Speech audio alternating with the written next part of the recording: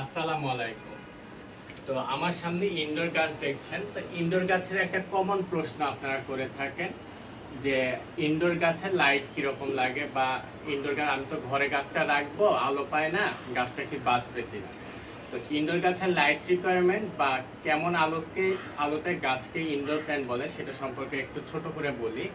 তো ইনডোর প্ল্যান্টের রাখার তিনটা ছোট্ট গল্প আছে। একটা, যদি আপনি বই পড়েন, ধরেন যে আপনি এরকম আলোতে বই পড়ছেন, আপনার বই পড়তে কোনো কষ্ট হচ্ছে না, সরাসরি সূর্যের আলোর কোনো প্রয়োজন নেই, এরকম আলোতে আপনি যে গাছটা রাখবেন সেটাকে যে আলোটা পাবে সেই আলোটাকে বলা হয় ব্রাইট ইনডিরেক্ট লাইট।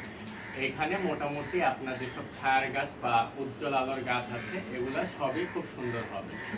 ধরেন এর চেয়ে আপনি আরেকটু রুমের মধ্যে গেলেন, আলোকিত রুম, সেই রুমে আপনি সুন্দর মতো বইটা পড়তে পারছেন, কিন্তু বইটা পড়ার সময় আপনার মনে হলো যে লাইটটা একটু জ্বালালে মনে হয় আরেকটু ভালো করে বইটা পড়তে পারতাম। এটাকে, এই যে লাইটটা থাকে, এই সানলাইটটাকে বলা হয় মিডিয়াম ইনডিরেক্ট লাইট। এই লাইটে থাকার সময় আপনার যে গাছগুলো থাকে সেই গাছগুলো মোটামুটি ভালোই থাকে, যেগুলো ইনডোর গাছ আছে, যেমন অ্যান্থোরিয়াম আছে, তারপর মানি ট্রি, মানি প্ল্যান্ট, যে কোনো ইনডোর গাছে মোটামুটি এই লাইটটাতেও বেশ ভালো থাকে। আর এরপর যেটা, সেটাকে বলা হয় লো ইনডিরেক্ট লাইট। সেটা হলো আপনি একটা ঘরে আছেন, আপনি বই পড়ছেন, কিন্তু আপনার মনে হচ্ছে যে বইটা পড়তে একটু কষ্ট হচ্ছে, একটু লাইটটা হলে আপনি বইটা ভালো পড়তে পারবেন। এরকম হলে এই যে লাইটটা থাকে সেটাকে আমরা বলি লো ইনডিরেক্ট লাইট। এই লাইটেও টুকটাক কিছু গাছ থাকে, কিন্তু এই লাইটে বেশিরভাগ গাছ খুব ভালো সার্ভাইভ করে না, একটু নেতিয়ে থাকে।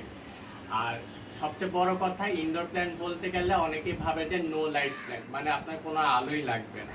যদি কোনো আলো না থাকে তাহলে আপনার কোনো গাছই বাঁচবে না। নো লাইট কোনো প্ল্যান্ট হয় না। আপনার লাইফ প্ল্যান্টের জন্য মিনিমাম রিকোয়ারমেন্ট কিছু না কিছু আলো থাকতে পারে। আপনি ঘরে সাজাতে চাইলে গাছ অবশ্যই 2-1 দিনের জন্য সাজাতে পারেন, তারপর অবশ্যই সেটাকে একটু উজ্জ্বল আলোর মধ্যে গাছটাকে রাখবে, তাহলে আপনার গাছ হেলদি থাকবে, ভালো থাকবে।